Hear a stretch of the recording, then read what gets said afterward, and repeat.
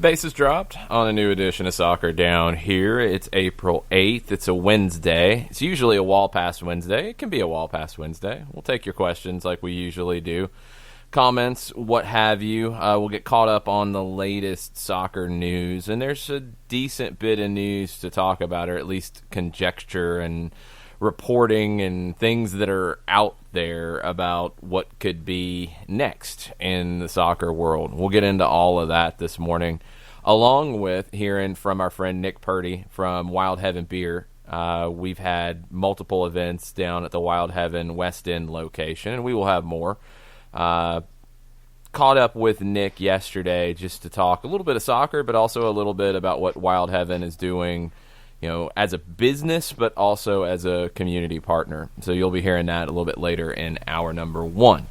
So before we get there, John, let's get caught up on the latest news and innuendo and reports out of Europe about what's next. Well, where would you like to start? Because we have multiple leagues discussing multiple things with multiple people. Well, considering I threw it to you to pick, why don't you pick one and start? All right, so let's go with the Daily Mail. And I don't quite think that this could be a new play, but Tuesdays in the Park with Jose didn't quite go very well. What? Jose Mourinho admitted that he broke the British government's social distancing rules after he and Tottenham players were filmed training in a London park, even though he did not apologize for it. So wait a minute. So Tottenham didn't go to their facility behind closed doors to train. When did this happen? This happened, I want to say it was early yesterday. So they went to a public park. Well, three dudes. Jose and 3 dudes. Okay, that's a little different than what you said first, and this is why I'm trying to get clarification. That's a little different than the team training in a park. So, yeah, not the whole team. 3 players. Yes, and it is alleged that Jose set up a one-on-one workout with Tanguy and Ndombele.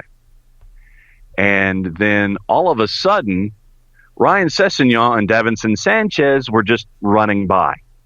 Sure, that happens, of course. Yeah. So video of that came out, and Tottenham was unimpressed, I think was the word that was used, with this renegade training activity. Who at Tottenham was unimpressed? Because that sounds kind of vague. I'm trying to come up with this statement here. Hang on just a second. Because it was, I think it was a statement put out by the team. Okay. Let me come up with the verbiage of this thing. And so, of course, technology is not behaving. I know that surprises you. Yeah, big shock.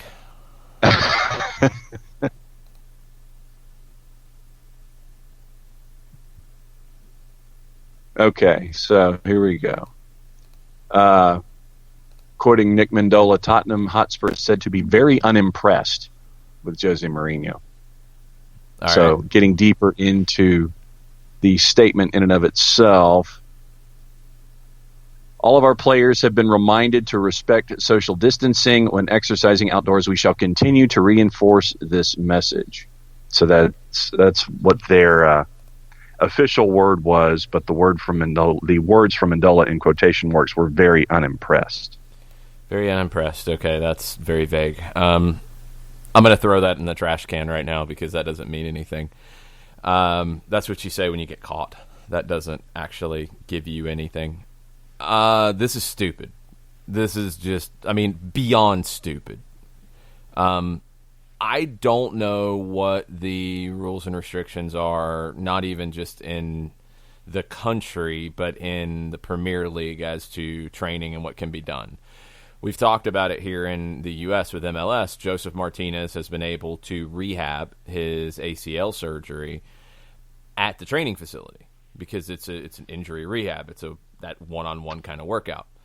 I don't know if that is not allowed in England. But I'm just going to take a wild guess here that if you want to do something like that and you have a player that you want to have a one-on-one workout with, you'd probably be better to do that at the facility as opposed to a public park.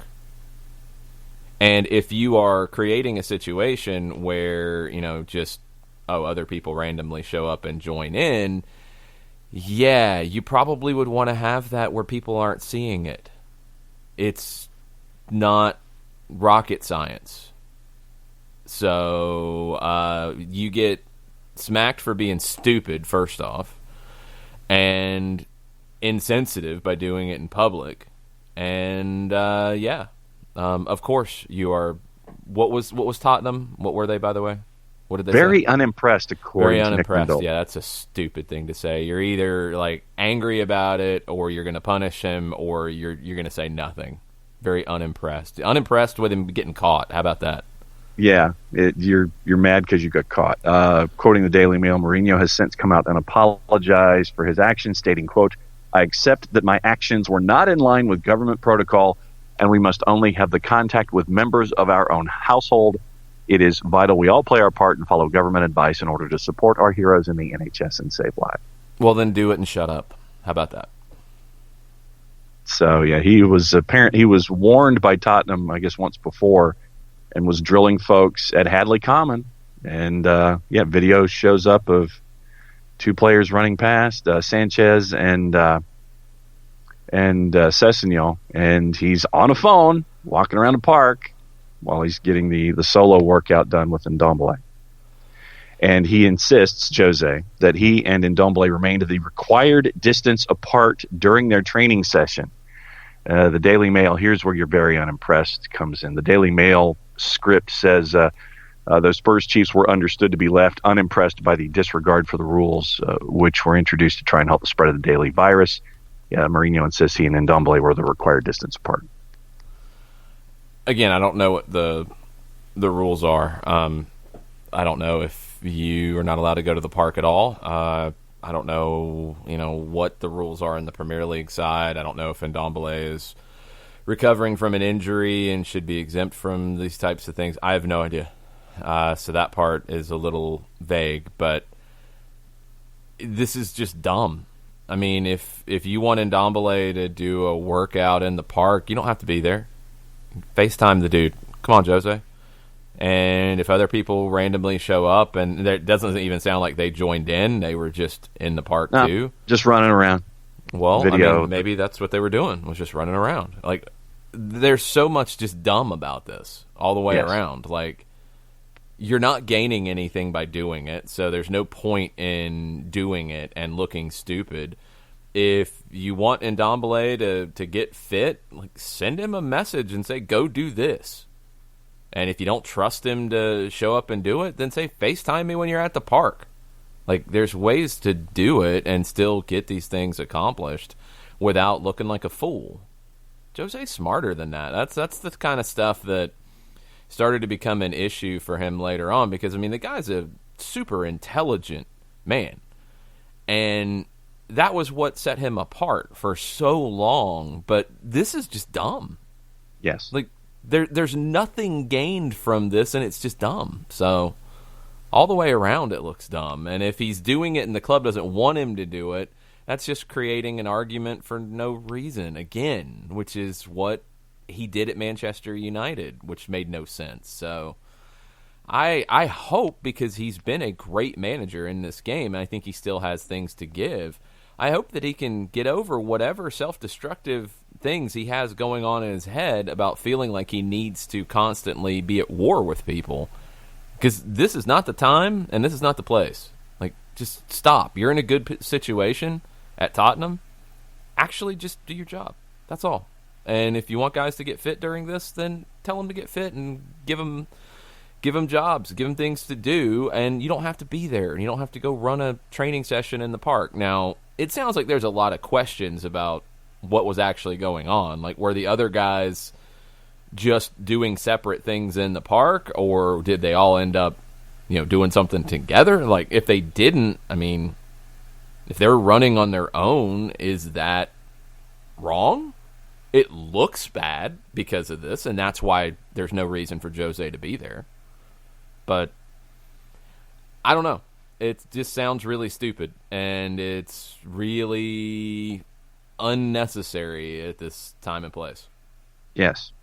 Agree on the stupid part. Remember yesterday when we were talking about the new normal and Bundesliga 2 and the championship and teams that are in really having to look at things financially when we come into the new normal, and the leagues could not look as they do now as we went into the pandemic.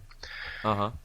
Officials in the championship, second division of British football, looking at the possibility of group administration, and that would be a nuclear option coming out.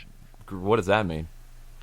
It means that they've had conversations about a process called group administration, and this is where all 24 teams, clubs, would need to agree to this, and it would involve every championship club being placed into administration on the same day, and this is Martin Samuel in the Daily Mail.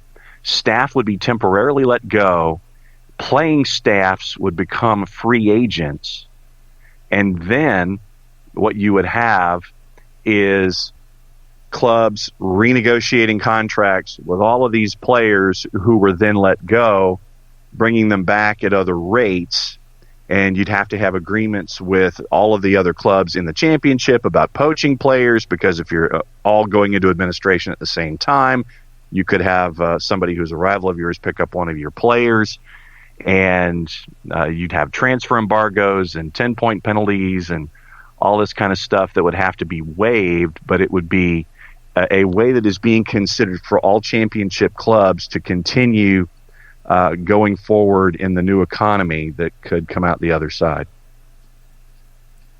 I have no idea what actually happens here. So if they do this, basically every team is going into administration, which means they can still function, right? Yes. Okay, so it's basically like bankruptcy. Is that correct? Yes. And then the owners could buy the clubs back from clubs could be bought back from administration by the same owners. Staff would be reemployed, and the examples that Samuel gives. Hold on. Now I'm confused. Sure.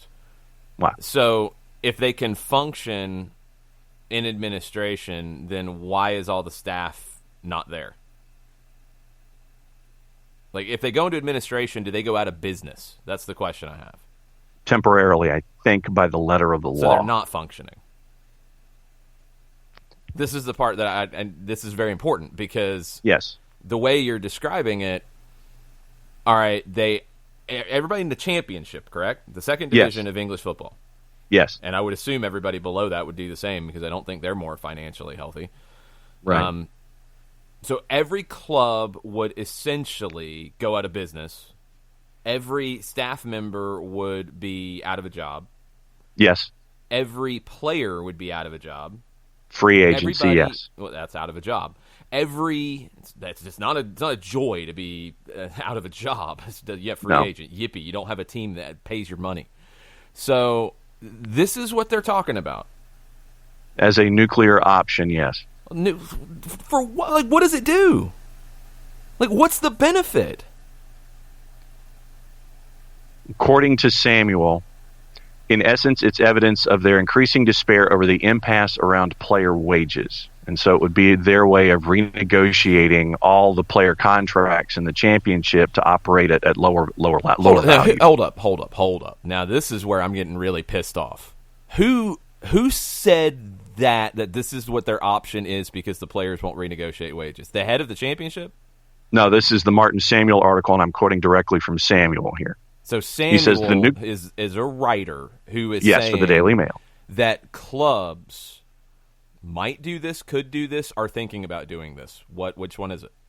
Are thinking about this. Okay, there's something to it. So let me get this straight, because we've been talking about clubs and players and everybody involved in this game needing to work together to come out of this. This is the most asinine thing I've ever heard.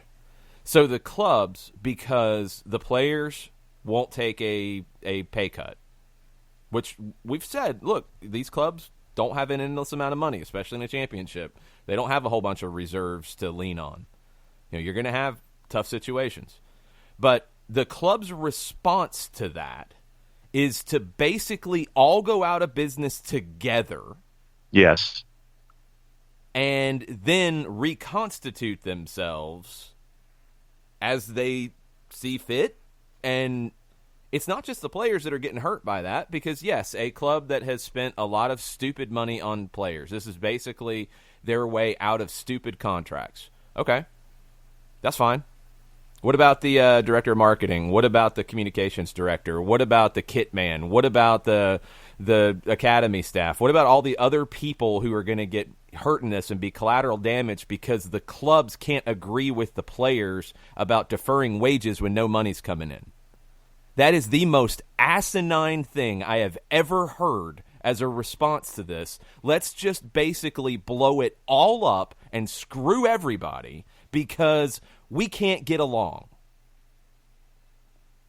That's the stuff that's going to ruin this game on the other side of this. That's the attitude. That's the stuff. If people can't get their heads right and get through this, they're going to destroy this sport in some countries because people are too stupid to get along.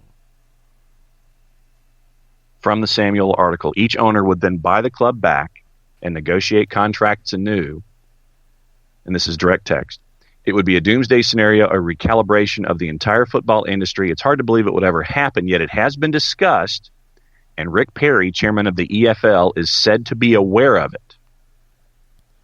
The fact that it's been discussed is a very dangerous thing. There are a whole bunch of other better solutions to get through this than something like that. And I'd be blown away if the government allowed it. I'd be absolutely blown away if something like that is allowed to say, yeah, whatever, you just go into administration, then buy the team back. I mean, tell me a little bit, and you might have to look this up, about how administration works. So the owners could buy the clubs back. So basically you're saying, I don't want this anymore. I can't run it as it's currently constructed. Here, government, take it. Right? Is that somewhat accurate? At all accurate? And then what you would do is you would buy the charter back, I guess, at pennies on the dollar. I'm looking up specifically EFL administration right now. I mean, why the hell would the government or the league or any of that sanction this? Because if people are going to get bent out of shape about, we don't want tax money to be lost, so we don't want the players' contracts to be slashed, and all the different arguments about that. If we're going to get to the point that owners would be able to walk away from their business but then buy it back for nothing and reconstitute it however they want, like, that's a good thing? Like, that's the way to deal with this? No, that doesn't solve anything. All that does is it allows you to get out of bad contracts. And look, I haven't liked the players' arguments on this. I have not liked the tax side of things. But if this is what they're getting on the other side, if this is what's being floated out there, because this doesn't end up in the Daily Mail by accident, let's not kid ourselves here. This is hey, players, you don't want to do what we say? Hey, this is what we'll do. Screw you guys. And this is mind-blowing that this could even be thought of as a good idea. Incredible that this could even be allowed. Because it's not going to be the players who are of championship level. Those aren't the guys who are going to get hurt. They'll get a new contract once the owners, basically default on all their crap and then get the team back for a penny or a pence or whatever, and then sign back who they want at whatever money they want. Yeah, the players will get contracts. Most of them will. They're probably less money, but yeah, they'll get contracts. The rest of the staff are going to be screwed in however long it takes to do this nonsense. And that's the problem with all of this. Like, that's a mind-blowing way to try to deal with this, is basically, you guys don't want to work with us? We're going to cut all of your contracts and file some fancy paperwork and then start again. Unbelievable that would even be floated out there as a responsible thing to say. Unbelievable. When it comes to administration, football creditors football creditors rule is the associated idea that goes with administration. So you would require all football related debts, transfer fees owed to the clubs, that gets paid first. For me, this seems like a lot of legal wrangling and steps that would have to be accelerated. Yeah. However you would do it. It's like, yeah, okay, we're going to completely go group administration and then have all these creditors look at all 24 clubs. And how long is that going to take before you would restructure anything resembling the championship, or you would have Reading 2021, Middlesbrough 2021 after they were Middlesbrough 1986. All of these, how long is this going to take? Are you going to rely on delays and everything to make sure that the second section of the pyramid doesn't get anything done, which would impact then League One and League Two and everything else going on?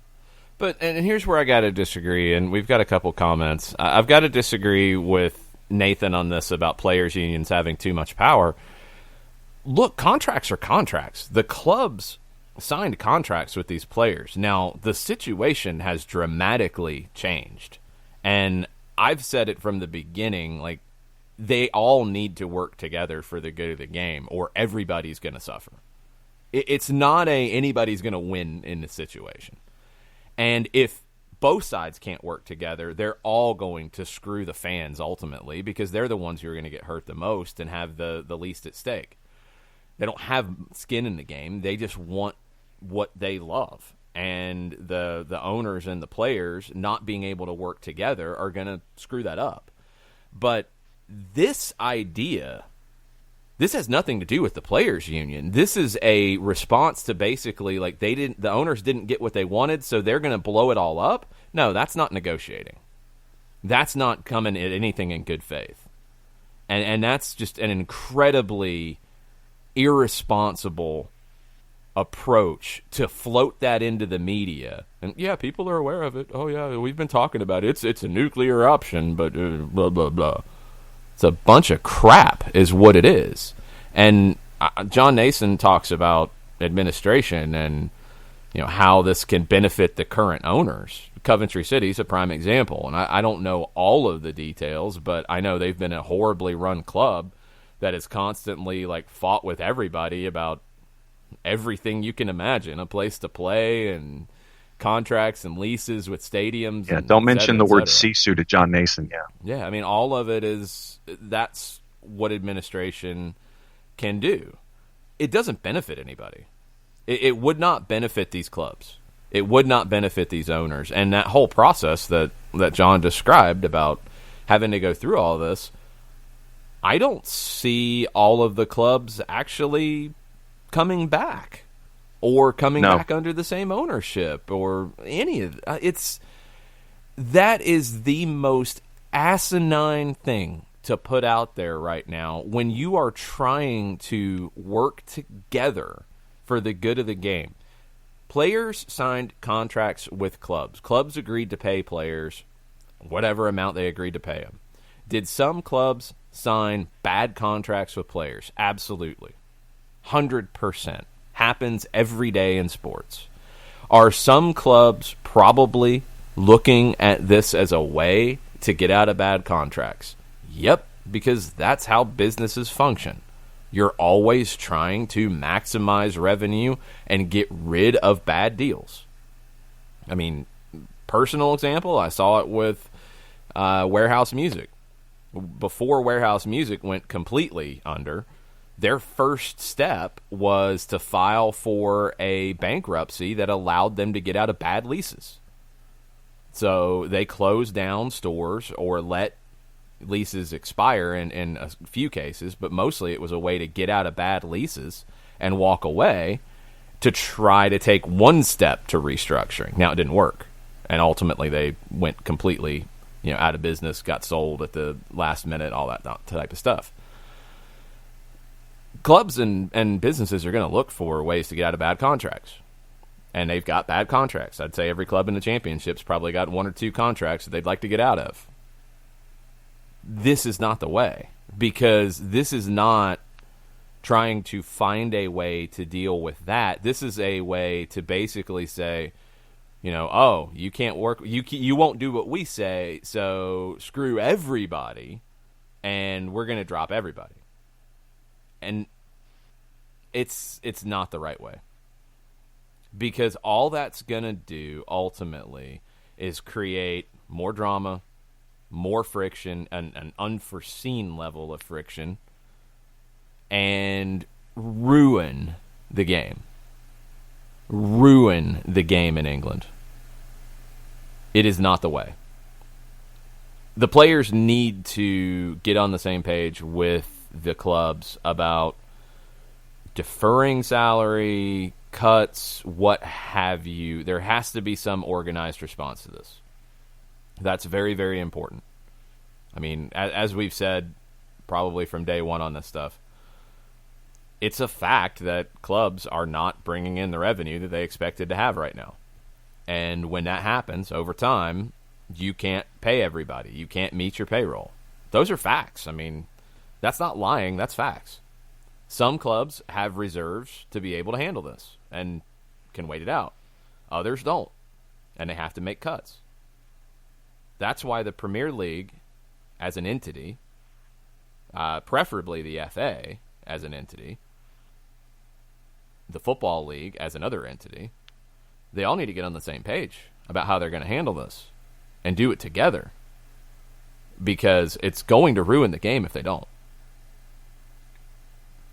And more it's just from shocking that's where they're at. Sorry, go ahead. No, I was just going to say more from the Samuel article. The legal argument centers on how easy it would be to alter certain arrangements, especially when it comes to creditors. Players would get 100% under the current rules.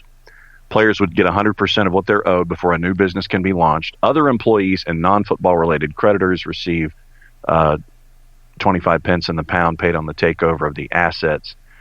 Whoa. So the players, their contracts would get paid out. Mm-hmm. And under the current rules, yes. Right, under the current rules, which we would assume they would be working under. So the players' contracts, you're not even getting out of those. Those have to be paid out. So if you go into administration, you got a guy on a bad 5-year deal, paying him a boatload of money. That deal gets paid out in full, right? According to current rules in Samuel, yes. And then who gets screwed in the whole deal? Other employees and non-football related creditors get 25 pence in the pound paid on the takeover of the assets. If the championship goes that way, I'll never watch a game from the championship again. Never. If they're going, so they're not even going to get out of player contracts. They're going to have to pay those according to the current rules. And if they change the rules, then we're changing laws to benefit this, which is a whole nother shocking thing. I'm assuming administration does have some kind of crossover with not just league rules, but law in the country. Is that correct? Yes. Okay. So you're not even getting out of bad contracts with players. You are literally screwing over your employees. Mm-hmm. Okay. Yep, championship, you do this, I'll never talk about you again. Never talk about any of your clubs. Never. That's unforgivable, because you're not even getting out of the player contracts according to the current rules. Now, if you find a way out of that, then wow, you're even more shady than I thought. It's awful all the way around. To even float this out there as, we can't negotiate, so yeah, we'll just blow it all up and screw everybody. Except for the players, because they will get paid. Except for the owners, because it's a way to get out of stuff. The staff. The hardworking people, behind the scenes who are doing all that, they won't get paid on whatever, deals they have. Okay, yeah, that makes sense. That's great. That's a great approach. That really seems to solve all the problems. Yeah. The legal argument centers on how easy it would be to alter the arrangement and from when it applies. The championship clubs exploring this option claim to have been advised that the rules governing payment of football creditors is voluntary and can be changed with a 75% voting majority. Clubs could then vote to walk away from an industry agreement and enter government law on administration payment. Other advice is that the 100% rule, I guess, of paying players, only applies until the last day of administration and would not involve paying up entire contracts Okay. Quoting Samuel, it would be a festival of litigation. All right, so that's what I thought, first off, that they would be trying to get out of paying player contracts because otherwise the whole thing makes no sense. Yeah, festival of litigation is one way to put it. You know what this sounds like to me? What it absolutely reminds me of the more you described it is, could they actually find a legal avenue for this to make sense? Yeah, they probably could. There's probably some, precedent and, some case and a scholar or somebody's got this written down that this could work. It sounds a lot like the U.S. Soccer Federation and their argument about the U.S. women's national team. Yeah, it might hold up in court. There might be a precedent for it. But you will blow whatever goodwill you have with the public if you do this. And why would you do that when you are a business that requires the public to buy tickets and watch your games? Do you understand how stupid that is? Sometimes it ain't worth it. And in this case, it ain't worth putting that out there. Because now you have to lose a lot of faith in the league and the clubs doing anything for the good of the game in this situation. You can't take them seriously after this. And it's just shocking that this is where you're at. Now, we haven't heard much specifically about the financial issues that the championship is in, club by club, and how many clubs would be in trouble and when they would be in trouble. We have not heard that. This, and the way it's being framed, is the issue I have with it, because it's not coming off like what's been described in Germany, that you could have 13, 14 clubs insolvent if you don't get this TV money coming in. It hasn't been described that way. It's these clubs are choosing to go into administration to basically say, oh, you won't renegotiate salaries with us, or we can't figure out how to pay you less and make this work for everybody, well, screw you guys. It's not... There's a big difference in that. At least to me there is. If clubs are facing basically not bringing in enough money to make payroll, if you're facing that, okay, we're having a different conversation. This sounds like a choice, a preemptive choice to do this. And to do it basically because you think you can win the legal case. It's just unbelievable. Absolutely unbelievable. And if, I'm serious. If the English game, and that's a whole, and the Premier League probably should hear this and see it and say, well, crap, now we've got to get involved and we've got to help. Because if this starts to happen in the pyramid in England, the game's going to really suffer from it. And you thought the outcry when Bolton and Bury were in trouble and how that went down. You saw that. Take that and take every team in the championship, because League One and League Two are going to look at the same thing. And if they feel like it would be the smart legal play, they're going to do it. Yeah, if they see precedent, they'll follow. Unbelievable. So, figured that I'd put that across your bow this morning. Yeah, I'm kind of ticked off. Did you see where there is an idea out there about Serie A finishing up their season all under one city's roof, basically? Everybody going to Rome to finish the campaign in 45 days.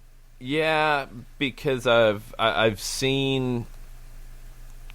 I mean, we've seen this idea floated in a lot of different leagues as to how they could swing this. And now, I believe this had been talked about at one point. Now it's gone to another level. Spy Calcio is the column. It's in Italian at La Repubblica. La Repubblica? Yeah. Translated, it's extreme hypothesis. The Serie A plays only in Rome and the referees are cloistered. I'm not up on where Italy is in terms of the light at the end of the tunnel, and if they're seeing it and if they have an idea of when that could be. We've talked in general about the financial implications of not playing and not finishing the season. So I guess the biggest point I want to make on this is that, yes, leagues and clubs should be thinking about how to function when this is over. They have to. You can't just not think about it and not plan for it, and then you get the announcement, the word that you can start activity at a certain time, and it's like, oh, well, we didn't plan for that. No, you can't. You can't live that way. So you got to plan for it. Doesn't mean all these plans are going to happen. Doesn't mean these are, even firm plans. None of that. I would caution everybody when you see stuff like this, because I've seen the reactions. Anytime something's said about getting back to normal, there's this massive freak out and screaming and calling people stupid. You've got to have a way to resume action at some point. You have to. Because you're not doing your job if you don't have a plan to get back to doing what you do. Do we know when that is? No. And that's okay. It's okay to say that we don't know when things will be back to normal. That's completely fine. There's this reaction on both sides that's really frustrating at the moment, in that you have the people who are saying we have to do things now, I have to play games tomorrow. And that's not realistic, and I think most people know that who are paying attention to the science at all. But then you get the opposite of, when anybody says anything about starting again or trying to find a way like this and trying to figure out logistics of getting back to action, it's like, oh, we're going to start playing in July. There's a reaction, a loud one, that I don't understand from people saying, well, that's stupid. You're obviously an idiot. You obviously don't care about people's lives. No, it's a plan. It's not setting in July, we will play. I don't care about anything else. We will play in July. Nobody said anything like that. People have to stop. People have to think. People have to think in the situation. Leagues and clubs have to have a plan. They have to say, as one that we talked about yesterday, one idea, I think it was La Liga in Spain.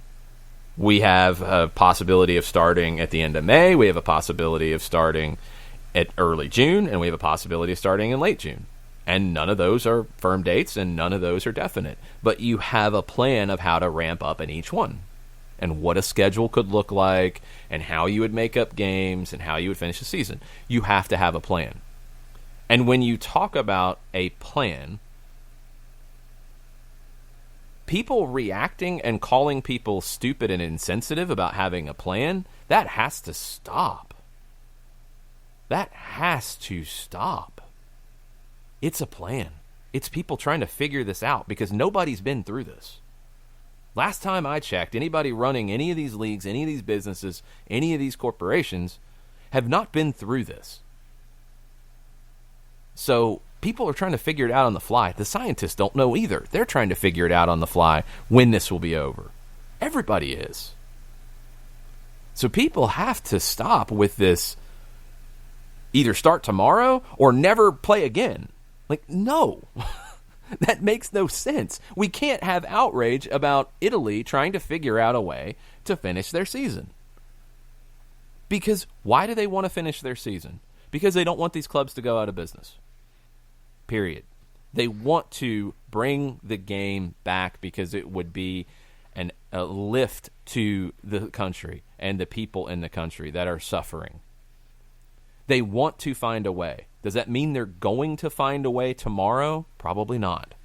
Does it mean they're going to find a way in a month? Probably not, but it's a month. Are they going to find a way in 2 months? Maybe more likely. 3 months, probably more likely. Down the road, at the end of the year, probably more likely.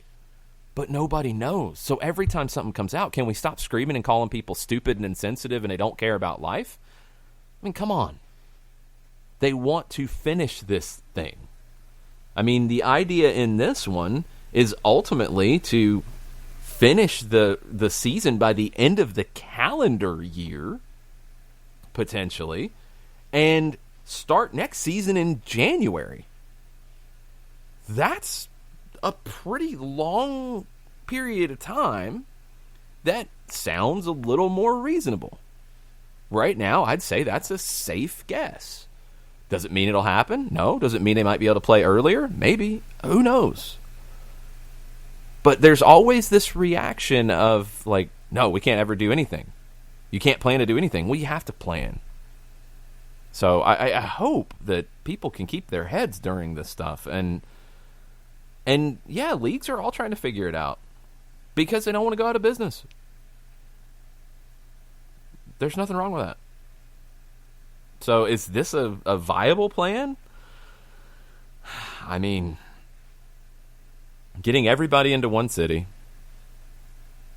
You've got venues, multiple in Rome to do it. If you're going to do it anytime soon, all the things that we've talked about when this has come up, you're going to have them sequestered. You're going to have everybody involved in presenting the game sequestered, referees too, anybody. And they're not going to have outside contact. And are you going to be able to manage that? And then are you going to be able to ensure that everybody who goes into the sequestering is healthy? And anybody who touches anything at the stadium is healthy? Are you going to be able to avoid an accidental, infection? If you could this actually happen? Yeah, it could. Is it viable? I don't know. When is it viable? I have no idea. But at least people you are have trying to folks, figure it out. Go ahead. Yeah, but at least you have folks trying to sit there and formulate plans. So when the world gets the okay, you're not caught flat-footed and sitting there go, oh, now what are we going to do? Yeah, and that's why, just this idea that people can't even talk about getting back to normal or talk about a plan, it's got to stop. It's got to. You've got to come up with a way to get back at some point. Nobody's saying tomorrow. I think in the U.S. that has been pushed to the side for the most part. I'm sure it's not complete, but it's a reality. People are hunkering down to get through this right now.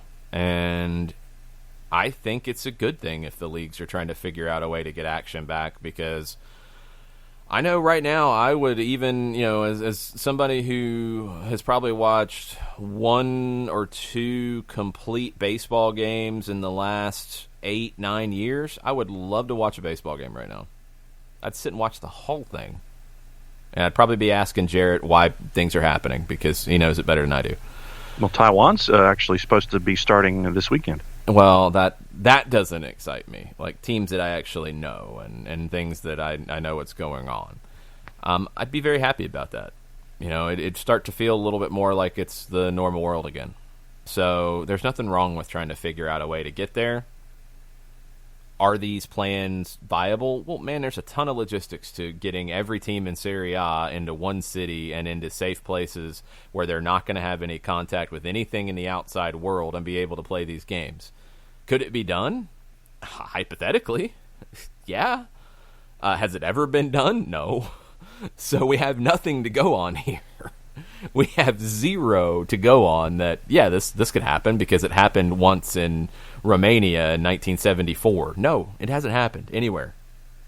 None of this has happened anywhere. So everybody's trying to figure it out. So let's try to figure it out and stop freaking out yelling at people because they're trying to figure things out.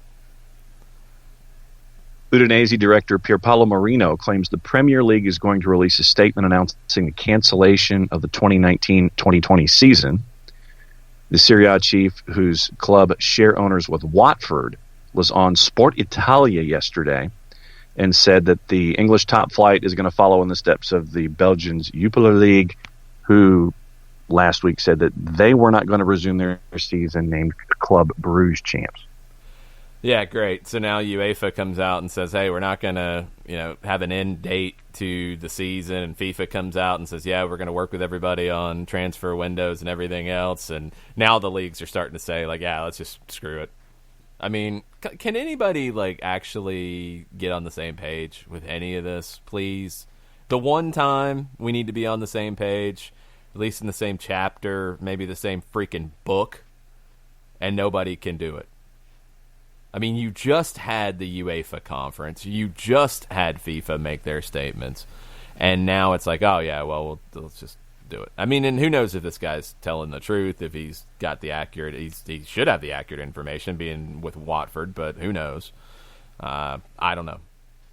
But all of this nonsense is just making it harder. Making it harder to get back to action, making it harder for all of it. All right. On a brighter note, I had a chance yesterday. It's not really the lead-in I wanted, but sorry, Nick. I had a chance yesterday to catch up with Nick Purdy of Wild Heaven Beer in Atlanta.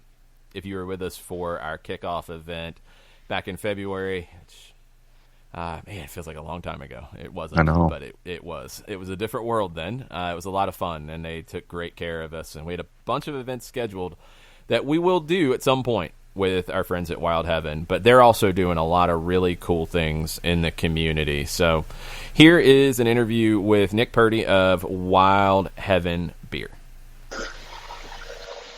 Welcome into our latest Soccer Down Here interview. We're trying to shine a light on local businesses that are active and have a connection to the soccer community. So there was not a better one to start this off with than Wild Heaven, our friends over at Wild Heaven. We had a great kickoff party with them at the West End location back in February, which feels like a year or two ago, but Nick Purdy's joining me now. And Nick, thank you first off for having us for that. And we had a whole bunch of other events planned that we're going to have to figure out now. Yeah, I totally agree with you. And thanks for having me on. But I totally agree with you that seems like a lifetime ago. I remember we made that Honduran-themed beer even for that party, and it was great. It all went so well, and it was a great, kickoff to what was looking like a great season and getting underway. Everybody was excited. There was so much optimism, and now, we've had games in a few weeks, and it's just a weird situation. And I want to get to what you guys are doing both in the community, but also keeping the doors open. But first, for people who don't know, tell everybody about how you're connected to Atlanta soccer to begin with. Sure. So our brewery is called Wild Heaven Beer. We've been around coming up on, believe it or not, 10 years this fall. And a few years back when Atlanta United was kind of getting up and running, we ended up in touch with the folks at the supporters group Footy Mob. And, we kind of have a deep love for music. Our brewery is actually named after an old REM song called Near Wild Heaven. I was hoping that was the case. I've never had a chance to ask you that, but have we never I was talked hoping about that? that was yeah, it. Totally. Yeah, Near Wild Heaven. And that's actually been blessed by the band itself. Not that they had to, but I've even talked with Mike Mills about it before, and they think it's really cool. I know he thinks it's cool because he sang that song. But yeah, that's awesome. I'm a huge REM fan, so that's very cool. And I'm an old school ATL guy. Like, I was into Atlanta before it was cool, and I promise you that. My story to prove it is that in 1988, in high school, sitting in Peachtree Corners, I opened up the Atlanta paper and saw this headline that said, "Local Atlanta attorney launches quixotic bid for Olympic Games." This is 8 years before the Atlanta Olympics. And I'm a sophomore or junior at Norcross High School. And I read that article thinking to myself, well, that's clearly impossible and it'll never happen. But, oh, my God, what if it did? And I was known from April 18th, 1990, the day that we got the games, all the way through the end of the games, I was your guy that was weirdly wearing an Olympic pin every single day. So awesome. through nearly my entire time at Auburn, I was every single piece of clothing I had a pinhole in it because I would wear an Olympic pin every single day. So I'm an Atlanta guy. So when I got to meet the Footy Mob team, which is just an amazing group of folks, and the whole idea of really celebrating Atlanta specifically, using music as a kind of a key element of sort of the whole vibe of the place, I was like, these are my people. And they wanted to work with us and have us be a part of kind of, what Footy Mob does in terms of having, beer partners. And they have two, us and another great brewery called Creature Comforts. And so we're, just super lucky to be aligned with such a spectacular group of people. And I'm an old school football, baseball, basketball kind of guy. So I'm not a European soccer fan, but I do watch the USMNT and love them. So I wasn't prepared to fall in love with this team like I have over the last few years. And, I've talked a bunch about that. And what's been created to me is one of the best examples of what Atlanta's all about. So we're just thrilled to be any little part of that. When was it in 2017 for you that you were like, wow, this is a big thing and I didn't expect it?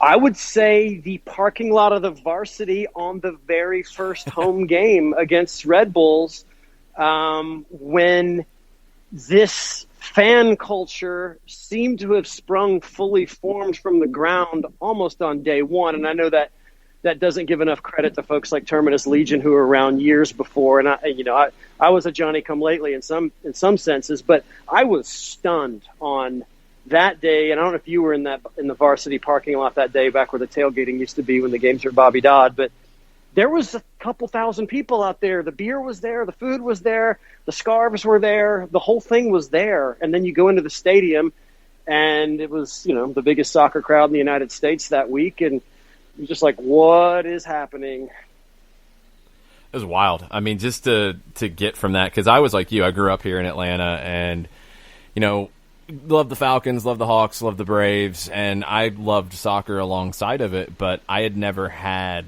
those types of experiences with an Atlanta team. So to have like my sport and my city come together, it was just this amazing thing. And I think groups like Footy Mob have been really at the forefront of taking a soccer culture and the idea of what being a supporter is and making it unique to Atlanta. That's been such a cool element of it. Absolutely. And I was going to ask you if you thought that had been successfully done or not, because I'm only passingly familiar with the European traditions, but I kind of see how a lot of what we do echoes that. But it does feel like we've somehow made it Atlanta. And I mean in a good new way. Like, if you go to a Falcons game, Hawks game, Braves game, these are actually relatively diverse environments, but nothing like an Atlanta United game. And it feels to me like the current generation of people that are continually remaking our city, and our city is one that's always being remade, the younger crowd, the 20s and 30s, feels like to me this is the thing that they've been able to rally around and become their thing. And there's something great about that. So to me, like, Atlanta United is just like, it's the common space that we've all agreed on to be the emblematic of what Atlanta can be. Yeah, I remember when the stuff came out about the Hawks ownership group and things being said about wanting certain kinds of fans and this and that, and they were even down to the point about the music that was being played in the venue. I'd been a Falcons season ticket holder, and I always felt like a Falcons game day was the most diverse place in Atlanta until Atlanta United happened. And then it added a whole nother element that was not part of the Falcons or the Braves or the Hawks fan bases, with the international aspect of it truly feeling like if you drive, from Atlanta, like from the south side of town up through Buford Highway and into the suburbs, you hit every aspect of Atlanta. You get that at Mercedes-Benz Stadium on a game day. You absolutely do. And, we always have to be, I think, very respectful when we're going to talk about race specifically, but I'm so pleased that the African-American community has felt at home at Atlanta United in a way I honestly didn't expect, and only in the sense that it just seems like in the black community, maybe soccer isn't as traditionally a key sport as it is for other communities. And that's one of the great pleasant surprises, and I felt like the team, which is in the greatest city of black culture on earth, has embraced our stars and our cultures and our neighborhoods and our citizens in a way that genuinely surprised me how well it's worked. And it feels like everybody is happy to be there, and it's nobody's and it's everybody's all at once. That's what's cool about it. It's not like it's anybody, and this is something Arthur Blank has said, he's felt more like a custodian of the team as opposed to the owner of the team, because it's the city's. And it does have that vibe. It's very cool that it has that. And I know that's something that you guys, starting Wild Heaven, community is at the forefront for you. And it's something that attracted me to working with you guys when I started to hear that, because, working in a nonprofit like I did with Soccer in the Streets, like the impact on the community is so important, and it's something that sometimes gets overlooked. It's been very important for you guys from day one. Well, I mean, breweries are this weird third place. I mean, we have a lot of good third places in our culture, coffee shops and pubs, but breweries are sort of uniquely situated to be community servants, to be platforms for nonprofits to have a place to do things, to use specific beers to raise money for charity. In fact, we're joining with breweries around the world in the next week to brew a beer called All Together. And it's a recipe published by a brewery up in Brooklyn. And they created branding for it and created just an easy way to sort of join the effort. And so we're going to make this beer locally. We're going to get labels, put it up, can it, and then, use some of the money that would come from that beer to support hospitality workers. Because we brewers know, for example, that we depend on the restaurant and bar industry to sell a lot of our beer. And so that's one way we'll be doing that in the coming weeks. And I think we'll be kind of probably directing, our portion of the proceeds to Giving Kitchen, for example. We opened a new place in Atlanta's West End neighborhood last fall, which obviously you've been to a few times. And, joining a new neighborhood where we didn't live physically felt to us like a great opportunity to come in with open hands and asking how we can be useful and helpful to the neighborhood beyond hoping people come buy beer and tacos from us, which they've done, and it's been great. And so we, for example, reached out to a number of the leaders in the community and basically said, hey, our building is your building. If you need a place to meet for a group that does something to help this community, be that a public group or a government group or a private group, even a religious group, we're like, you can come use our space as long as it's available. And we just want to, make that just available to you guys. And we're just looking for ways to be an asset to the neighborhoods that we're in. So with what we're all going through right now, what are you guys doing and what are you able to do at your Avondale and West End locations right now? Yeah, it's a great question. So in Avondale, which is our original brewery, we don't have a restaurant, so we don't fit into that category of you can do to-go food because we don't have that. But breweries, happily, are considered essential businesses, and so we are open and producing beer. And we're allowed to do beer to go. So we have a ton of people that have been coming in and buying beer and taking it home. We do all the social distancing thing. We do contactless. You can order it on our website at wildheavenbeer.com.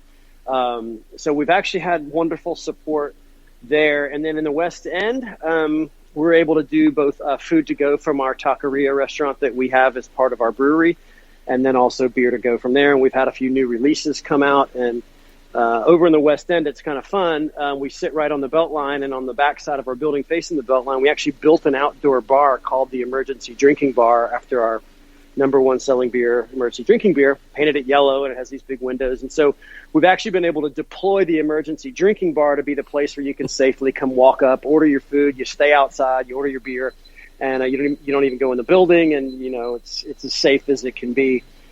And then on top of all that, we've done a couple of things to try to be even more helpful. Our guys on the brew team were able to use some of our supplies that are actually hard to get right now, but to make a few gallons of hand sanitizer. And so we're giving away 2-ounce bottles of hand sanitizer for free, no purchase required, although most people are cool and come in and get a little bit of beer, but totally available for anybody that wants that. And then also, some of our staff that we had to furlough just by, all the things that are going on, we have been raising some extra money for them through selling some special beer we've set aside and selling that at a discount. So it's a case of beer you can get for $30, and 15 of every 30 goes to a fund that we're using to get paychecks out to some folks that otherwise wouldn't be getting anything. So that's also had a great response. How hard has it been to kind of figure this out as you go with everything changing, seemingly daily? Yeah, that's a great question, and you're dead on. I mean, it has been a continual reinvention of the airplane while you're flying it on a daily basis. What you can do, what you can't do, what you should do is really the bigger question we keep asking ourselves.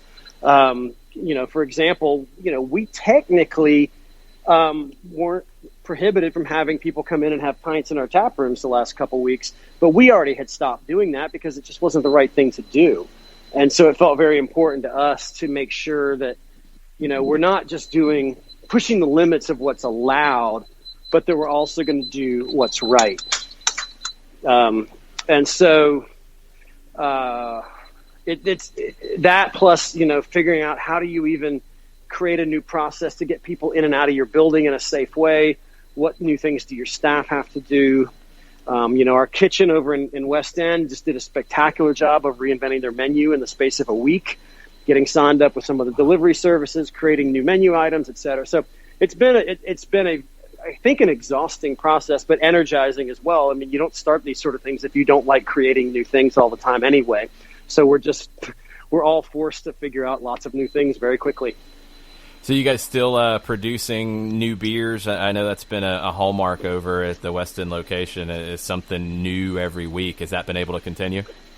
It has. And in fact, last week we released a beer called Don't Stand So Close to Me. It's a beer that we already had planned for something else, but that plan was forced to change. So the beer was basically ready, but its planned destination was no longer viable because it was going to go to a restaurant group, and it was going to become a new big beer for them. So we just sort of took what we had and made a little tweak to it, and suddenly we have this new beer. And we gave it a fun name and released that last week, and we've had some really great response on that. And this week we're doing it again. We have a beer that's literally getting canned as we speak right now, and it's called Fauci Spring after Dr. Anthony Fauci. Okay. What? Tell me about this beer so I can be ready to come get some on Friday. So Fauci Spring is a pale ale with, and I don't know how to say the word right. You know the berry acai, Yeah. ace. Yeah. How do you say that word? Do you know? Acai, I think. I hope. Well, it's got that and some other berry notes in it, and this weird experimental new hop that Eric and the team wanted to play around with. So imagine a hop that tastes like cocoa and berry and tropical all at once. So it's an interesting, odd, fun, weird new beer. But yeah, Fauci Spring. All right. I'm going to have to set aside a Friday trip out now that I have my masks arriving, and I'll be good to go. So, man. There you go. Where do you get a mask? I got lucky on Amazon before everything hit. I kind of had a feeling when they started talking about it that it would be, beyond just saying like, okay, yeah, it's kind of acceptable to saying, yeah, you probably should. So I ordered a few of the sleeves that are like you wear on a dirt bike or something that go over your face. Yep. I wanted something like that. So they should be arriving today, and I'll be a little more comfortable going out in public with it. Right on. It's awesome what you guys are doing. It's awesome that you're able to keep things moving along. Is there anything else coming up that you want to give people a heads up on? Only just, if people want to follow us on the social medias, it's Beer Wild Heaven. And there will be a new beer almost, I think, every week for the next, 5. I mean, we've got a bunch of stuff in the queue, and I think it's a reasonable likelihood we may have another COVID-themed beer name before we're done. I would say it's probable, yeah. All right. So, but that's it. But we just, hope everybody's staying safe, of course. But, I want to speak up on behalf of breweries around Georgia. I mean, we are fortunately categorized as essential businesses, and I know every brewery that's open is doing every possible thing they can to take care of their team and do what they can for their communities. And I know every one of them has taken all the precautions, that they can think of to create an environment where if people do want to get fresh local beer, they'll be able to do that in a safe way. Yeah, and it's had to be a huge challenge for you, but to be able to take care of your people as best as you can, also stay true to the community like you guys have from day one. It's been exciting to keep up with everything that you guys have been doing, and I can't wait till we get to the point that we can have another re-kickoff event, because it's going to be a while since we had the first one. I think we're due for a second one when that time comes. I 100% agree with that. And like you, cross my fingers that can be sooner rather than later, but I don't know. We probably don't want to get into that. Probably is outside the scope of this conversation. So I'm sure you're spending a lot of time trying to figure that out anyway. Yeah. I think everybody in sports and everybody just in life is trying to do the same. But I will be having a tropical emergency drinking beer in your honor tonight. Thanks for all that you guys do, and we'll be catching up soon. Thanks to you, Jason. Appreciate you as well.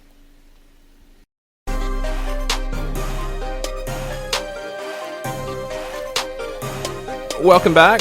Hour number 2, soccer down here. Thanks again to Nick Purdy from Wild Heaven Beer for catching up with me yesterday, talking some soccer, talking some beer, talking just small business and trying to figure all this out. Nick's a great supporter of the soccer community in Atlanta, and you know, if you are a soccer fan, and I know all of the footy mob folks are out there buying Wild Heaven stuff, but if you're a soccer fan in Atlanta, you know, these are the kinds of people who are helping to grow the game. So wanted to shine a spotlight on what's going on with Wild Heaven. I need to go get some of their hand sanitizer, actually, because I can't find any anywhere else. So maybe a case of beer and some hand sanitizer is in my future later this week.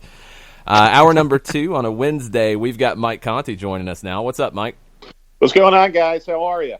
Doing okay as we figure all this out. I have pledged that if the championship in England goes forward with this air quotes nuclear option of all going into administration to try to reorganize, to try to deal with all this, if that's the way they go, I'm never going to talk about the championship again. That's been my day so far.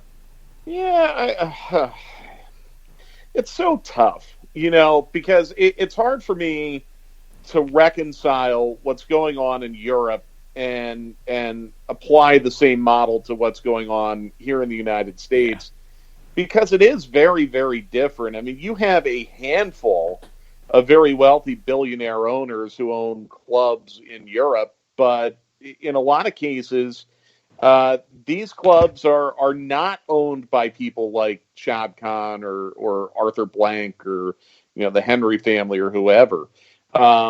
So it's tough. I do respect that a lot of clubs and in some cases some leagues are really on the brink right now financially. But, I mean, to basically go into the American equivalent of bankruptcy to reorganize seems to be, I don't know, something right now almost like a trial balloon, similar to, you know, these reports about Major League Baseball going into sequestration in Arizona. It almost feels like a trial balloon that feels so unrealistic, but we're just going to see how it's received, and then we'll go from there. I don't know. It'd be very, very unfortunate, obviously, if it got to that point. Maybe it won't. Maybe it will. And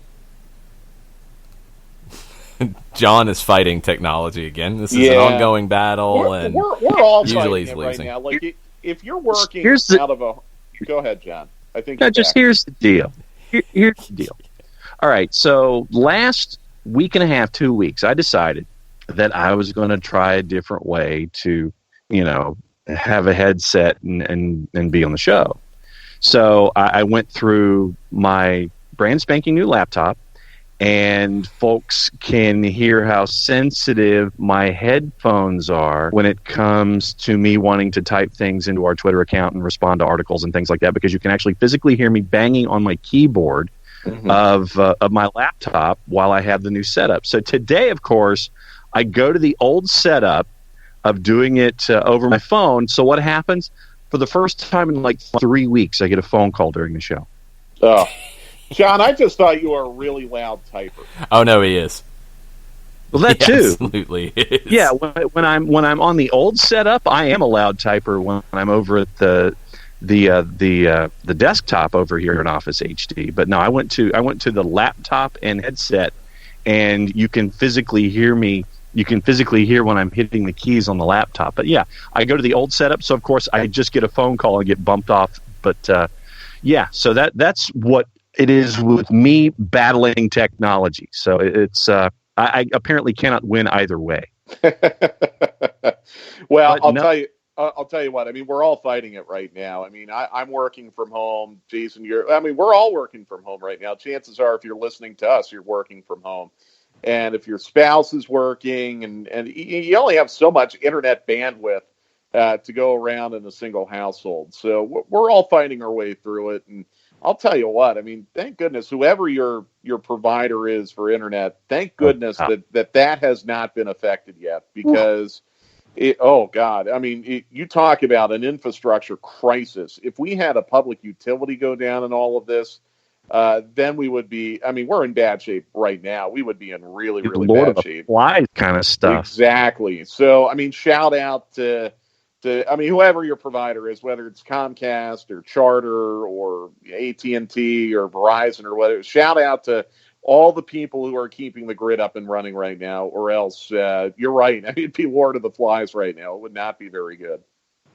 All right. So my first question to you before I was so rudely interrupted by technology, wanted to get in the blatant cross promotion and talk about the rebroadcasts on the weekends from 92.9.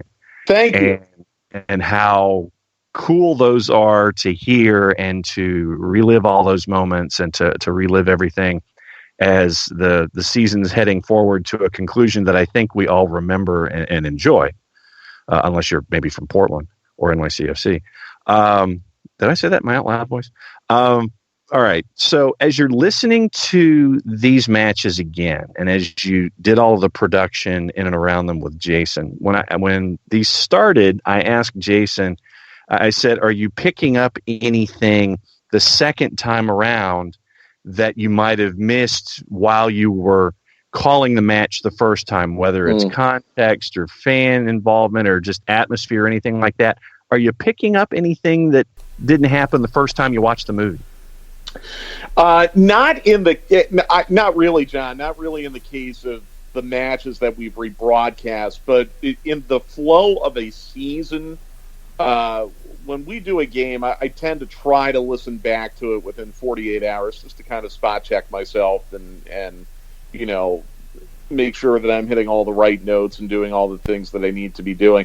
When I do that, and maybe there's just more recency to it, I do pick up on a lot of things that I just forget occurred or didn't really pay enough attention to. I think in these cases, it's almost been a little bit uncomfortable for me to listen to some of these 2018 broadcasts because, I mean, for example, the LA Galaxy match, I was still really, really green. I think that was only the 7th or 8th broadcast we had done. And as is the case with everything, you know, when you're only 7 or 8 work days into a new job, you're not going to be as polished as I hope I am now. So that was a little bit cringy just listening to some of that. And I didn't really listen to the entire broadcast. I can only listen to myself talk for so much, and I don't want to put my wife both, through brother. that. Yeah, and I don't want to put my wife through that either. So, John, to answer your question, yes, I mean that does happen when I'm going through the week-to-week preparation for a match. And it helps to remind me of some things that I forgot. In this case, I'm not really paying that close attention, if that makes sense. But there are elements like the LA Galaxy match. I forgot how many times Atlanta United hit the woodwork in the first half of that match. I mean, that could have been it wasn't, but it could have been a 5-0 or a 6-0 type game. They missed a penalty. The Orlando match where Joseph broke the record, Orlando really should have gotten a result out of that match. They played really well. Guzan had to make a big save to protect the 3 points. So those are some of the broad things that maybe you don't remember as time fades away. It will be curious. We have the second leg of the New York City series on Saturday and the first leg of the Red Bull series on Sunday. I have like some fuzzy memories of some little things that happened in those matches that maybe the rebroadcast will help to jog my mind a little. But to be clear, like these rebroadcasts are not being put together by Jason and I. They're being put together by Steve Wilson, who's our production director. So I don't get to hear it until it goes out over the air. Yeah, it was kind of cool to listen to it because we've talked about it before. I don't really like to go back and listen. When the game's over, I kind of move on to the next one. I might go back and listen to certain things that happened to kind of see if we got it right or if there's something we can do better next time or what have you. But I don't go back and listen to it as much as I did on these two because I sat and listened to most of them. I listened to most of the Galaxy game and a good bit of the Orlando game, and I think the things that stood out to me is one, like, for that being that Galaxy game, for that being the long day that we had, flying out that morning, maybe getting an hour or so of sleep once we got to the hotel, and then going straight to the stadium. And it being like you said, like the 7th or 8th game that we did together, it was pretty smooth. It was pretty good considering all of those things. And the Orlando game, I think somebody tweeted about it. I always forget until we're in the Orlando situation how salty we get when we call an Orlando game. Well, and you know what the funny thing is, Jason? Like, I don't know about you, but for me, I don't walk into that stadium with, like, a cue card of all these barbs that I want to throw at Orlando City and their fans. No, like, it just kind of happens. Again, I think it speaks to the feel that you get when you walk in that stadium and their supporters are chanting profanities and, you know, you've got people a few rows in front of you yelling profanities at you. Yeah, so it's kind of like, you know, you walk into the skating rink on a Friday night and, you know, you just want to have fun with your friends and the neighborhood bully turns out to be there and all of a sudden now it's kind of on. It's the same thing, I think, when we go into Orlando. I mean, it's not like we want to go in there and troll their fans and troll their fan base, but sometimes you kind of feel a little bit triggered. I would say that last year, when we went there in August, it was right after Atlanta United had beaten. I think it was right after they beat Minnesota, right? Or was it right at?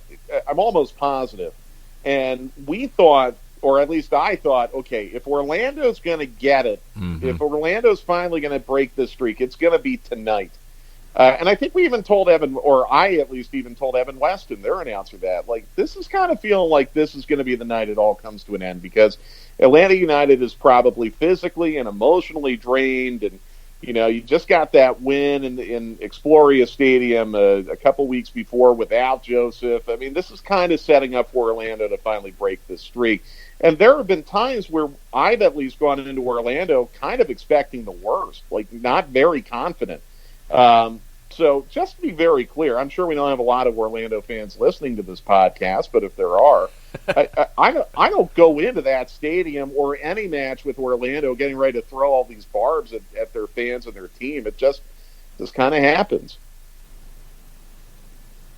Yeah, that's why I wanted to just kind of not necessarily get the feel, but, you know, if there was, you know, when you mentioned all the chances that Atlanta United had against the Galaxy in the first half, just and what's it like to listen to these matches all over again, knowing the end of the story, obviously, but to be able to relive all of these moments. Obviously, there's a coolness factor to it, and that was why I wanted to ask the question. It's also, I'll admit, it's also really bittersweet. It really, really is. I'm not going to lie.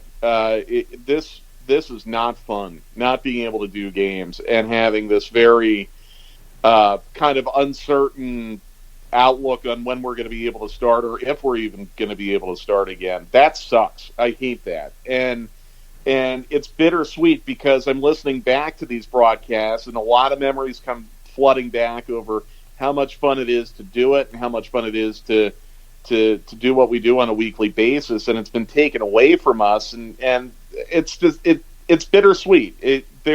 There are moments where I'm really, really happy listening to it, and there are moments where I'm really, really sad. So nothing we can really do about that, obviously, but it's a range of emotions when you go back and you relive, especially in the case of what we're doing in the 2018 season. But I hope our listeners are enjoying it. I hope people are listening, and hopefully it's giving some kind of a, Saturday afternoon, Sunday afternoon distraction where if you're, outside grilling or in the pool or something like that, it's some good background noise to have on.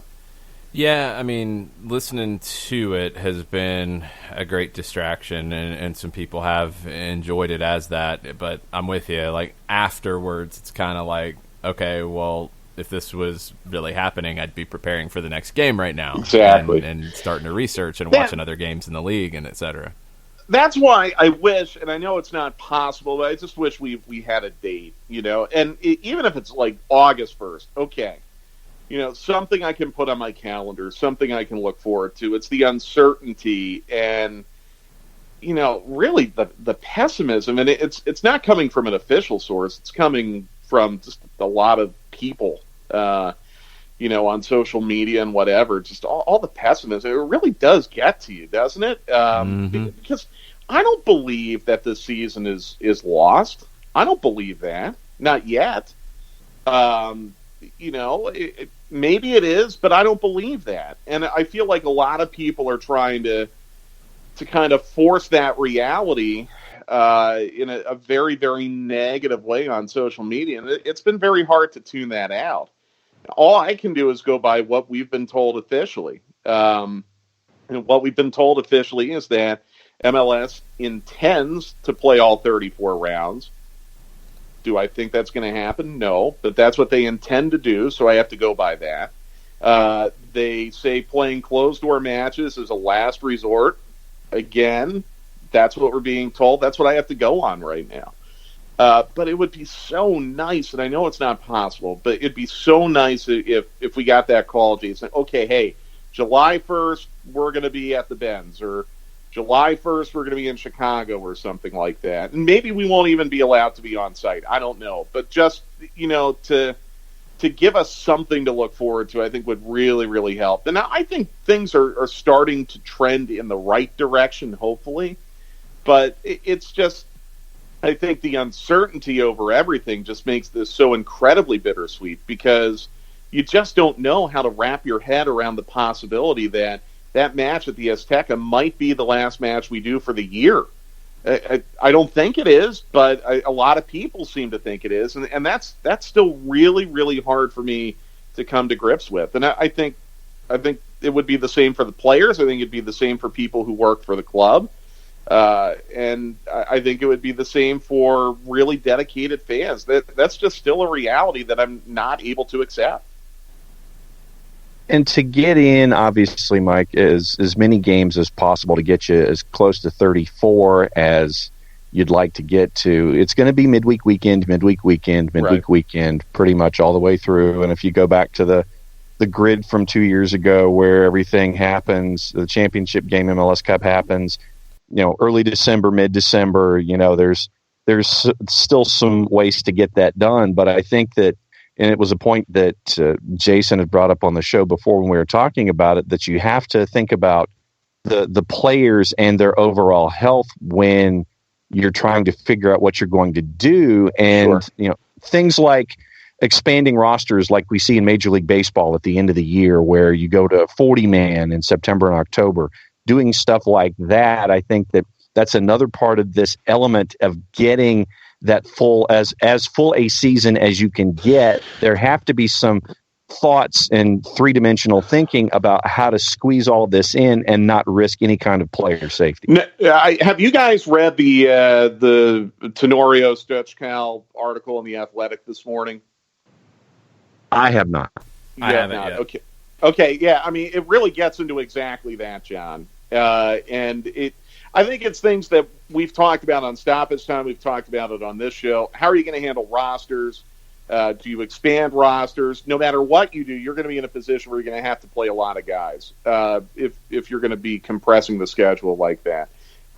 That might require roster expansion. I think Darren and Carlos kind of hinted on their conference calls with the media last week that is a distinct possibility for roster expansion. But I think also you get worried about how are managers and clubs going to police themselves and avoid the risk or the temptation of trying to play a guy, 24 times in a 12 or 13 week span.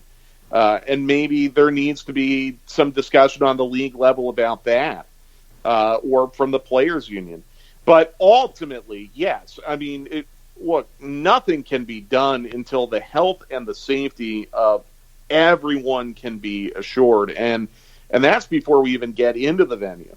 I really think, as is the case with the NBA, Adam Silver's been very clear about this. I think in Major League Soccer, it's the same thing, that the health and safety of the players will be paramount even after the green light is given to play matches again. And I'll be very, very curious to see. You're going to have to adopt some policies probably on the fly to ensure that you aren't overtaxing your players, and that you're increasing the accessibility for other players to get into teams. I also think, look, U.S. Open Cup sounds like it's not happening. These FIFA windows are very, very much up in the air right now, as you see leagues across the pond getting pushed into, July, August, whatever now. So there's probably going to be a reduction of work outside the league, and that might help a little. So if, say you get the green light to play on August 1st, and you end up playing 24 matches between August and Thanksgiving, if you are not going to have national team call-ups, and you're not going to be playing U.S. Open Cup or Leagues Cup or CONCACAF or these ancillary tournaments, that actually really doesn't sound that bad when it comes right down to it. So lots of options on the table. Big thing to me, let's just get matches going. However you have to do it. Once you get the green light, if it means closed door, if it means going into sequestration in North Dakota like the National Hockey League's talking about, I don't care. Let's get it done, because I know these players and coaches, they want to get back to work, and I want to get back to work too. So Tariq Panja over at the New York Times has posted an article about the Bundesliga, and teams have returned to training in Germany. It's interesting the way they're doing it. It's like groups of 8. At least that's what Cologne is doing and what they put out there. A group in the morning, a group in the afternoon. There's no tackling or any bodily contact. It sounds like a lot of fitness work, like very early preseason type of stuff. But the Panja article over at the New York Times has some more detail. They're planning to resume the season early May behind closed doors and finish the current season before June 30th. Right. In Germany, they're not expecting fans until 2021. So they would start the next season even behind closed doors. And you mentioned the transfer market, and this is why this came to mind. The transfer market across the world is not going to look like it has before, because some of the heavy hitters in the past aren't going to have the money to do it. And you're going to have some clubs that are going to turn from buyers in the transfer market to sellers because they have to bring in the revenue. What does that look like? Like the market, and we've talked about it from an MLS perspective for years, I don't think the market about MLS players has ever truly been established the right way. Now, I don't know what the market is. I don't know what the price tags are. There's no way to know. Let's parse that story a couple different ways, because I think there are a couple significant elements to this. First of all, with the transfer market, that is something absolutely that came up in this Athletic article that Tenorio and Stochkow wrote today, and I really encourage you to check it out. And it really echoes something, Jason, that you brought up on Stoppage Time last Wednesday, that Major League Soccer, with billionaire owners, actually really has an opportunity here to not take advantage necessarily, that sounds morbid, but capitalize on a lot of players hitting the transfer market that would not otherwise be there, because these MLS owners are going to have more money than many other clubs in Europe or South America to be able to go out and buy these players. That's number one.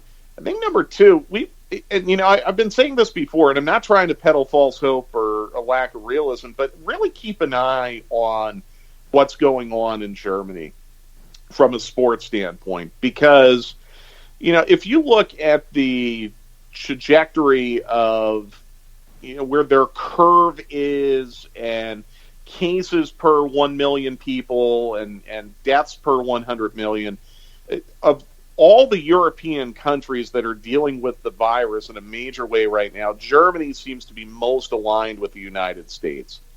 So if there is a roadmap for Germany to finish out their league year, and they've already begun, I think I saw Taylor Twellman report that they were going to play on May 2nd and 3rd. That's the idea. And if they're able to get some training in now with groups of 8, which I would point out would be within current CDC and White House guidelines, that to me offers a glimmer of hope that maybe we can get something like that in place relatively soon here in. Yeah, I could absolutely see it. I could see a situation where you're getting, and we're losing a connection here. We'll try to get it back. Give us a second. But I could see a situation where you're able to slowly get back to play and get back to training in this kind of. I think the German roadmap is more realistic than what's been talked about in England, where you just put everyone up in the Midlands and you finish out the year. I don't think that's realistic at all, and I don't think it's necessary. You can get this. Look at what Germany's doing. You can get it done in closed stadiums. The travel might be a little more manageable in Germany than it would be here because you don't need air travel. But if you're chartering anyway, in theory that would help contain your group a little bit better. I would just say keep an eye on that, and let's see how it works over there. The fact that they have an apparent roadmap, I think, is significant and something that will probably be studied for all the professional sports leagues, not just Major League Soccer in our country. And the Panja article mentions that Christian Seifert, who's the head of the league, says that he's got it narrowed down to 240 individuals who need to be present on game day. Half of them are game day staff, and the other half are the ones that are managing and maintaining the health of all of the individuals in the building. So to your point, it looks like, we talked about in the first hour about having a plan for something. And Bundesliga has laid all this stuff out, and let's see if this plan actually works. And hope that folks can sit there and take those elements of this plan that might work for you, and sit there and take that as your template and work it forward, no matter what league you're in. Well, and also, John, I think this is why the league has wanted players to stay in their home markets, because when this gets ramped up, this is going to happen very, very quickly. And you don't want to present the risk of, say, I'll just pick a random team, Sporting Kansas City. You don't want to run the risk of reconvening the Sporting Kansas City team and having players come in from hotspots, New York City or Detroit or New Orleans or whatever. So I think Major League Soccer has approached this so far in a very intelligent way. But let's see what happens. I mean, let's see what happens from here. I'm doing my best to stay optimistic, and when I see reports like that out of Germany, that adds a little more fuel to my optimism. I don't think MLS wants to play closed-door matches, but I think they would rather do that than lose the season entirely. Yeah, I mean, because then you're getting into, while the TV dollars are not the same in MLS, there are still dollars attached. There are sponsorships, that have to have things to go along with it. If there's broadcasts, you might be able to find a way to make everybody whole and not have to give money back or renegotiate deals for next year, et cetera, et cetera. I mean, there's a lot of moving parts to it. It's not as simple as just, play when you can, don't play, okay, yeah, everything's fine. There's a lot of pieces to these decisions that are very complicated and different country to country, and honestly, some of the issues are different club to club, even in some of the countries, and it's tough. Even in the United States, mm-hmm. DC United, there's a stay-at-home order until June in Virginia. Their training ground is in. Well, I mean, they could work in Audi Field, but their plan is eventually to move to Loudoun County in Virginia, New York City, and Red Bulls. I mean, right in the middle of the hot spot right now in the tri-state area up there. Now it sounds like they're hitting their peak and they'll be coming down rapidly, but that is absolutely something to be considered. The virus is not affecting Utah the same way as it's affecting New York or New Jersey. And that's another problem. You've got to have uniform protocols in place where you aren't putting teams at a competitive disadvantage. So that makes everything very complicated. I think that's why you have heard talk about the NBA, NHL, Major League Baseball, maybe just all going out to Arizona or North Dakota or Las Vegas or something like that, because it could level that playing field a little bit. But it's complicated. I don't envy the people who have to make the decisions, but I will give Major League Soccer credit. I feel like there's been pretty consistent updates and communication from the league office. There has not been that from the NBA at all. There has not really been that from the National Hockey League. And up until yesterday, there wasn't really that from Major League Baseball. So I like the fact that at least Major League Soccer is communicating and eliminating a lot of the guesswork. I think that's very important. Yeah, that's been a big help. All right, before you go, I need your hot take, since everybody's giving them on Twitter about these Falcons uniforms. Yeah, they're all right. I mean, I don't get really excited over this because if they wore potato sacks and won a Super Bowl, I'd be fine with that. I don't think a uniform makes you play the greatest potato sack in the history of potatoes. The Exactly. ATL potato sacks. I think the black on black look is pretty sharp. I think the white on white is pretty sharp. I went to Penn State, so Says the Penn obviously State guy. Exactly. I'm going to like white on white. I think the black fading up to red, The gradient. whatever that is an abomination. I hope they Agreed. never wear it. But See, I again, don't hate it, and I don't like. That's got to be gradient like the stuff in color general. rush of 2020. No, it's not color rush. The it's gradient arena stuff, football. It's arena football. I don't like it. I don't love it, but I don't hate it like other gradient stuff I've seen. Yeah, but look, I like the alternate. I mean, the Yeah, throwback me is always too. great, but I like the red pants, the black pants mixed in. Yeah. That's cool. With the white, That's a good yes. look. Yeah, and I wonder how much they'll wear that. I think the move to a less glossy, like more of a matte helmet is probably a good thing. The logo will be different, or bigger, not different, bigger.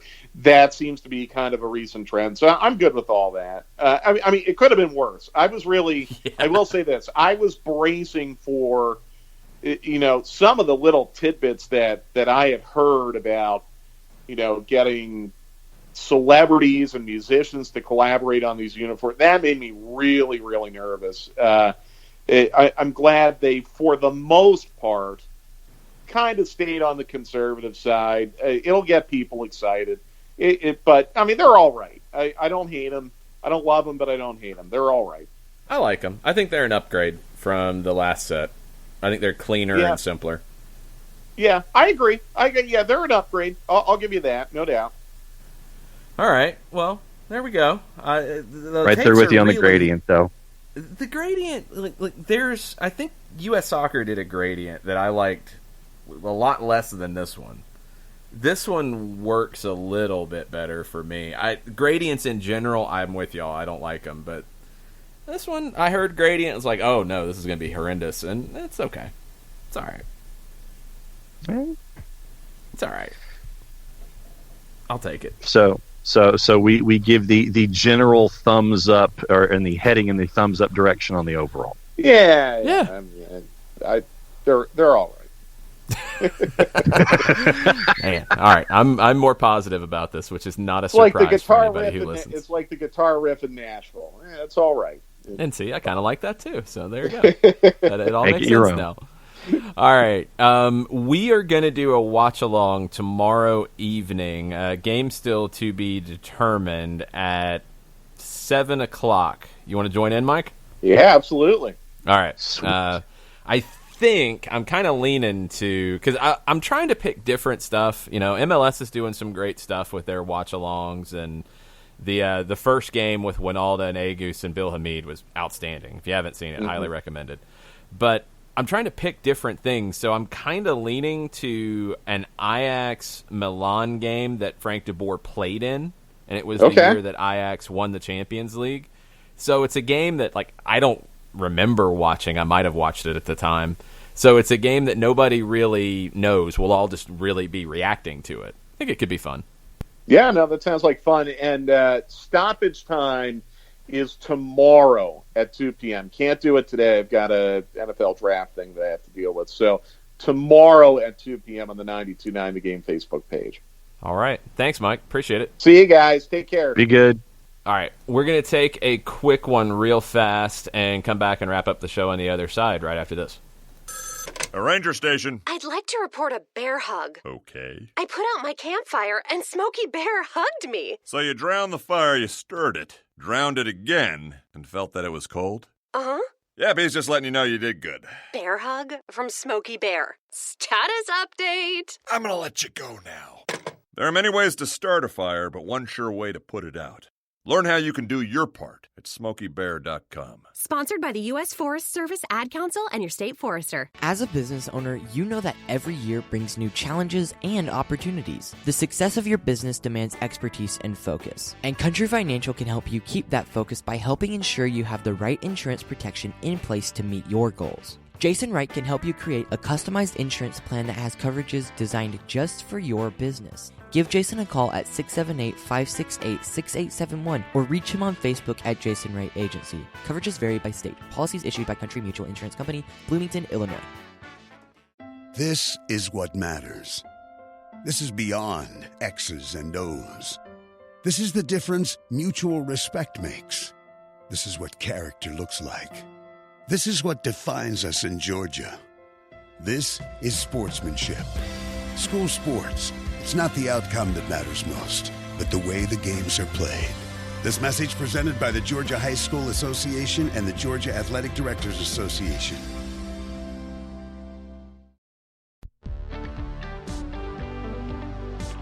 If you've been hurt in a car wreck, contact my friend Steve Apolinski of Apolinski and Associates. He's been representing individuals for over 30 years throughout Georgia and Alabama. Email him at steve@aa-legal.com or call him 24/7 at 404-377-9191. The initial consultation is free.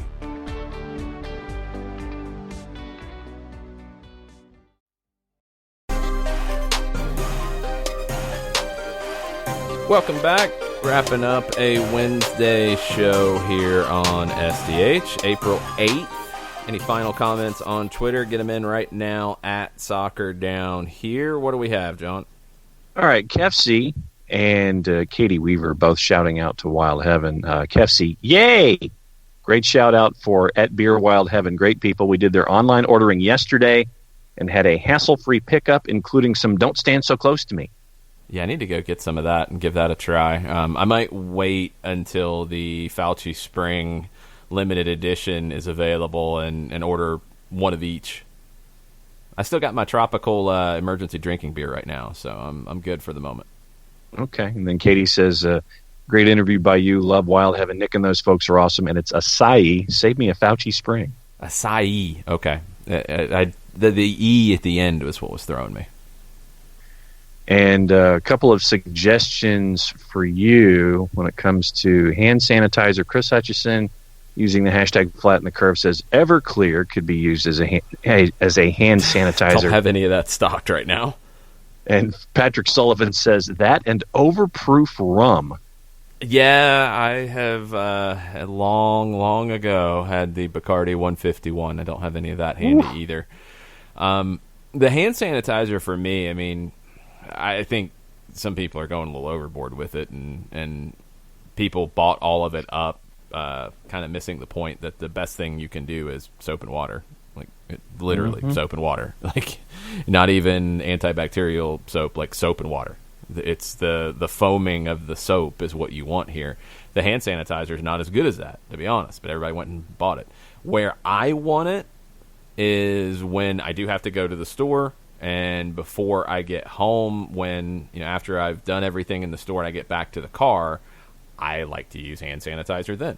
And before I get home and can wash my hands, that's when I want to do it. So I've got some left. I've got two little small ones that are left. You know, you get these little, like, small giveaway hand sanitizer things over the years, and you forget about them. Found a few of them. So I'm in good shape for now, but I just want that in-between step. So have it in the car just in case I need it. I did get my masks yesterday that I ordered from Amazon. Did? Yeah, nice. When it started getting talked about that it was likely going to be recommended, I did not have a bandana. I actually ended up finding a bandana, so I could do the cool thing that Footy Mob put out, and Resurgence put out about how you can fold the bandana and then use, like, hair ties and tie it around your ears and make it work. I didn't think I had that, and I tried some different things that I had, and it wasn't really finding a good solution. So I ordered, Eddie Bauer made them, but a bunch of different companies make them. It's not a bandana. It's more like the the sleeve, like where I thought of it was like you see people on dirt bikes. Yeah. Where a lot of times they'll have it like around their neck, but when the dust is flying around, they can put it up over their nose and mouth. Yep, like pull it up. exactly. It's kind of stretchy. That's what Yep. I got. So I guess it is. I think Eddie Bauer called it a multi-clava. So Yes. it's that kind of thing, but it's like bandana styled in terms of the design. So got a couple of those, so I feel a little bit better about when I go out. If I have a cough because of the pollen being absolutely stupid right now. Yes. Nobody will attack me if I have a cough. For me, it is taking a Team Gleason bandana and just dropping it down over the nose and mouth. And because it's a bandana or a headband, it has the elastic at the top and the bottom. And the elastic actually hugs under my chin, so it sticks there. So my Team Gleason headband has a new identity attached to it. Very nice. Chris Hutchison, listening this morning, says, in referring to me in technology, says, mechanical keyboards make a most satisfying sound, except no substitutes, # flatten the curve. Yeah. You got to figure something out because, man, you beat the hell out of your keyboard. I'm an angry typer. And seriously, like Flow this morning. I'm on a desktop, so I'm not on a laptop, but I'm on a desktop. And what I did, because the keyboard's obviously separate from everything, I have a scarf, one of my soccer scarves, underneath the keyboard, so it's not quite as loud when I have to type and look something up on the show. The thing that I try to manage and keep away from the microphone is the mouse. Because there's clicking that happens occasionally, and I don't want a whole bunch of clicking on the show, but sometimes you have to look stuff up. You have to fact check because John gets out of hand sometimes. True.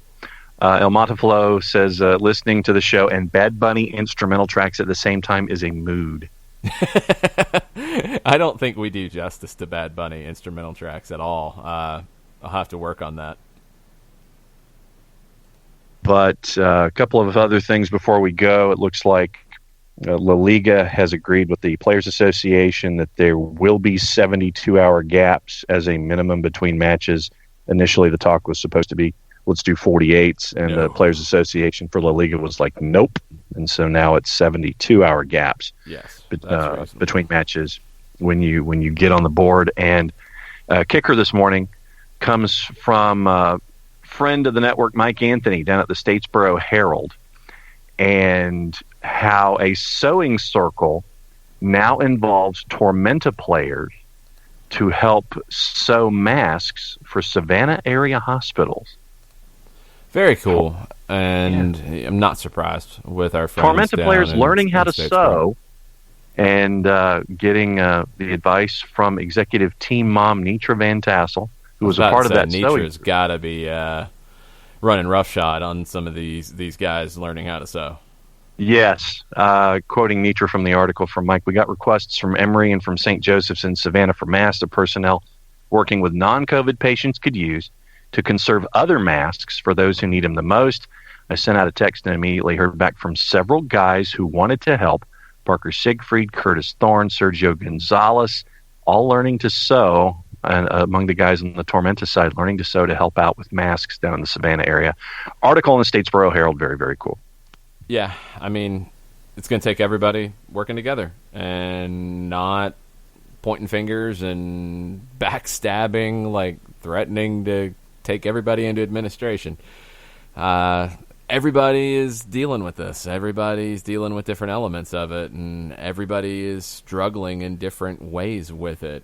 And these are the times where you've got to work together and lean on community, even though you can't come together as a community. You can in different ways. And what's happening with Statesboro and Tormenta, a lot of other clubs are doing a lot of very cool things. I mean, here in Atlanta with the Academy, we've seen Michael Parkhurst speak to the Academy kids on Zoom. We've seen players from overseas do it. It's been very cool to see these different creative elements of how to build community when you can't actually come together and be a community in the old school sense of it. So that's what it's going to take. It's going to take cooperation one way or another to get through all of this, and we will all try to figure it out together. So tomorrow morning we will have a normal show. There's going to be a good bit to talk about. There's some stuff coming out about the Premier League club's finances. We'll jump into that. We'll jump into any other crazy half-baked ideas about administration and all those kinds of things. I don't know.